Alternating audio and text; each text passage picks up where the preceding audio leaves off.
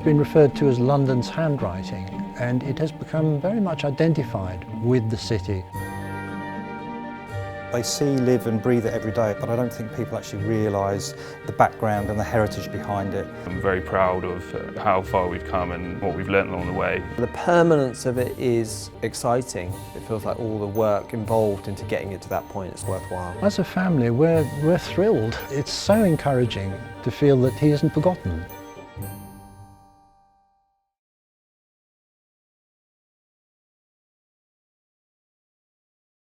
So can I have a 1, 2, 3 and then we'll try and get this down. 1, 2,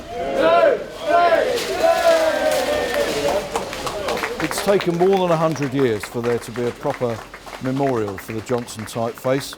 From now on, this display will delight Londoners and remind them of the enduring work of Edward Johnston and the mark he's left on this world city and the transport system that makes it thrive.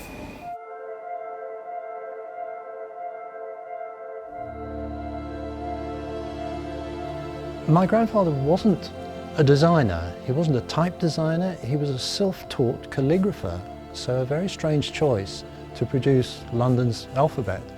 He had a very strange sort of rather sheltered childhood. He was a Victorian child. He was born in 1872. He had a sort of childhood hobby, which was doing what he called parchments, which was illumination in the sort of Victorian style. He got this idea that he wanted to discover how medieval scribes used broad-nibbed pens, and he immersed himself in that. And suddenly that was his vocation, and he spent the rest of his life really discovering calligraphy single-handedly. He is credited with being the one who rediscovered a lost art. He was a deep thinker. I always feel he looked at the world two ways, either through a microscope, tiny details of just how a letter should form, or a telescope, because he was aware of us spinning in space on a sphere. And so he could be very otherworldly. He could wander off down the garden just when lunch was being put on the table because he was thinking about time and space, or a full stop, something like that. Frank Pick, who was the commercial manager for what we know as London Underground today, commissioned Edward Johnston to come in and design a recognised typeface that could be used across the whole of the transport system. And the reason for that was it was recognised that signage and posters, for example, across the network was pretty poor. Customers were confused. There was no generic signage across the network. It started out just being for small posters, information signs, and by the end of his lifetime, all the stations had it. It was everywhere. The buses had it. And there was a nice comment apparently he made to his students, which was, "At least thanks to my lettering, you can tell where a bus is going. Your parents never knew."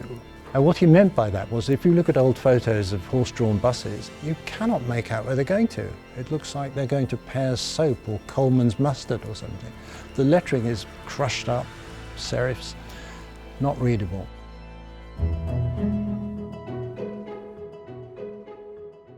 What Pick said he wanted was a modern letter form that would draw on the past but look modern. That was what my grandfather produced for him, based very much on the lettering that you find on Roman buildings. A very balanced, very calm letter form. And then it gradually did get used for signage, wayfinding, and that all seemed to work. And so Pick obviously liked that. And then asked him to look at the roundel, which was known as the Bullseye, the logo, which is a solid red disc with the name written across it in rather lumpy letters. And what my grandfather eventually produced was a hollow ring with lines around the edge and his lettering on a very carefully constructed sort of bar in the middle. So the proportions, it was all about balance and proportions.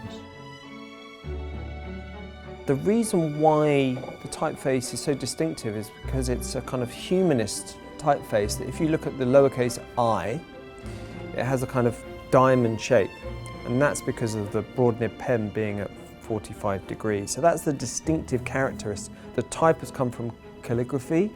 It's very authoritative, but it's not authoritarian. It says, you can trust me, I'll take you to your destination, but it's not sort of ordering you about. So it's a human typeface, I think. There are millions and millions of journeys made on London Underground, and in fact London Transport as a whole. And every day customers, staff use and see and feel the font that Edward Johnston designed. And it still feels fresh. It looks as good as it was back in 1916, and I think that's what makes it important. Definitely built into London's identity, and it's everywhere. In 2016, there was various celebrations across the network to celebrate the success of the Johnston font. So a project team was put together, tasked with coming up with some ideas to have some sort of memorial that would represent Edward Johnston's work. We were invited to essentially sort of pitch some ideas. We did actually have in one of our proposals just the alphabet with Johnston in it, and that was thought of being a good one because it was so simple. I sort of like the idea that the type could just be like, it's some wood type that's found in the store and it's just put on the wall.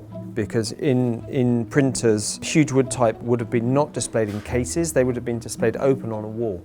When Fraser approached me with the idea of making the type, it was still very much in the early days of development, and I'm not sure he even knew it was possible to make the type again in this scale. The letters are about 800 millimeters tall, the largest one. Type isn't usually made in that sort of size, so we've really had to use a combination of skills between my knowledge and the guys at the sawmill to make these blocks as big as they are. We were shown draft designs and it looked to be a very bold idea. Lots of different ones were suggested, but the one that they settled on was the full alphabet running right along a wall, and you could sense that this would be a pretty impressive thing to see. We hadn't really considered wood that much because we thought that wood would be thrown out because of obviously fire regulations. And really talking through with the team at TfL, we thought if it's made out of enamel or aluminium, it might actually be too much like the signs that you see around. So it had to be kind of like a sculpture, essentially. It couldn't just be like another bit of Johnston that says, you know, way out or this way. For me, it was important to actually make the wood type as faithful as you could make wood type in today's world, which is why we went to the stores in Acton and located the original wood type, and we've taken scans from the wood type and redrawn that type. So we've done a facsimile of the wood type. Another restriction is obviously the size of the wood type, because I was really keen for it to be printed. So the size of the wood type on the printing press then governed the size of the letter, which then governed the size of the thing. So, you know, it's all kind of like, it's more like calculations. But in a way, that's a creative process, I think. I've actually made some samples in smaller type, so 100 times smaller. Those are in maple. Those are laser engraved and then trimmed down here. Then I've approached the local sawmill and we've come up with a process of making very large slabs of wood that will prevent warping or any other sort of changes in humidity, etc. You have to join many pieces of wood together to make that very large slab. Normally I would just have a piece of maple or cherry and I would laser engrave into it and then trim that on the saw. But in this process we need to make these very large slabs first and then mill them to the specific type height, 0.918 of an inch, and then have them sanded and then CNC engraved.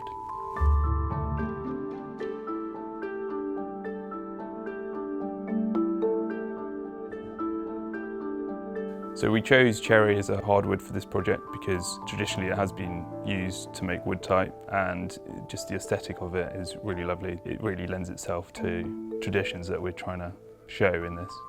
The type will be printed here before they go on the wall, and this is to produce a series of posters with the original type on, and also give the letters a sort of aesthetic of being used and actually showing them that they are actual printing type. Obviously installing wood in an underground station is quite tricky in terms of meeting certain fire regs, etc. To sort of get around that, we've had to coat all of the letters with fire coating. The process itself actually for creating the pieces took around about 6 weeks, which is quite difficult, and they had to be designed in a way that could be fixed to the wall with a fixing system that also had to be designed and created to enable it to go onto a wall without actually showing it was fixed, could be removed for cleaning and maintenance, and it would be an asset that would last the test of time. Farringdon was chosen mainly because the actual piece is rather large. It's around about sort of 50 foot long, and so we needed a very long wall to place it on, so it's quite a big piece. But also Farringdon in the past had a lot of printing works. A lot of the printing for the city, for example, was done in the Farringdon area. And obviously for the future at Farringdon, we've got the Elizabeth line coming into there. We have Thameslink, our colleagues of National Rail, and it's a really big interchange. So it's felt as a really appropriate location to place this memorial. The other area of it, which is also quite challenging, was actually fixing it to the wall. Farringdon Station itself is a listed heritage building, so we had to work quite closely with the local borough to ensure they approved where we're going to fix it and how we're going to fix it to the wall. It was actually a smooth process thanks to our project manager, Tom Rook, who worked with me actually in the sort of later stages of the project. He sweated and toiled over various nights, a few days before the unveiling of the memorial, but we were able to work with our engineers and our suppliers to fix it. It was done within about 2 nights, which was really good. Quite difficult, drilling into quite thick brick, but as I said, the suppliers are absolutely superb. There's a frame behind the type that they kind of slide onto, which again, that was actually probably the hardest bit, deciding how that frame works and how that's engineered. I think the biggest sort of risk for us was damaging the piece, so making sure that it went up and was undamaged, which worked particularly well. My feeling is what I wanted people to get out of it is that it's a curiosity. It's like, why is there an alphabet on the wall? Why does it say Johnston? Why is it backwards? I think it is very appropriate, yes, because it's very tactile, which reflects my grandfather's character, I think. It's not art with a capital A, it's closer to craft. And I think he always felt he was a craftsman, first and foremost. You know, 50 years, 100 years, it will still be there, and it will be. It'll probably outlast some of our own signs, actually, to be honest. It will also age well because it's essentially wood type that looks like it could have been made 100 years ago. It doesn't feel like in vogue or out of vogue. It feels just like it's sort of always sort of been there. It's actually usable, workable piece of art. The letters are actually to type height. They are printable. They have been printed with. And you know, to be honest, even if someone bashed it or knocked it, I think it's okay because it has a kind of, you know, materiality of wood, and that would be what's happened in wood type. Printer might drop it and the edges get a bit bashed. So I kind of don't have a massive problem with it being kind of used. When you print from an old block of wood type, you can see all of these little, you know, elements of damage or scuff marks, or every block sort of tells a story in that sense. I think that's what we wanted to sort of show on the wall.